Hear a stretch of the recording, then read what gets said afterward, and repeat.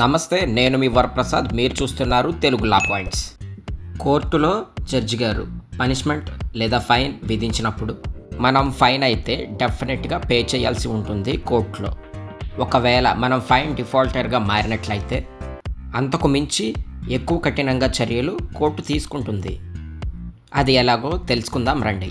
భారతీయ న్యాయ సంహితలోని BNS act section 8 only single number 8 ప్రకారం కోర్టులో ఫైన్ లేదా పనిష్మెంట్ విధించిన తర్వాత మీరు ఎంతైతే మీకు పెనాల్టీ ఫైన్ మీరు చేసిన నేరానికి ఎంతైతే మీకు ఫైన్ విధించారో అది మీరు కోర్టుకు చెల్లించాల్సి ఉంటుంది. ఒకవేళ చెల్లించకపోతే మీరు ఎగ్గొట్టినట్లయితే మీపై కఠినంగా చర్యలు తీసుకుంటారు.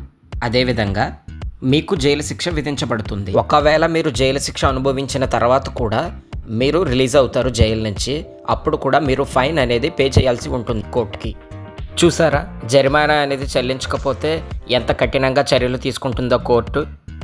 సో అదేవిధంగా ఎవరైతే చేసిన నేరానికి జడ్జి గారు ఎంతైతే ఫైన్ లేదా పనిష్మెంట్ విధించారో దాన్ని మనం ఫాలో అవ్వాలి.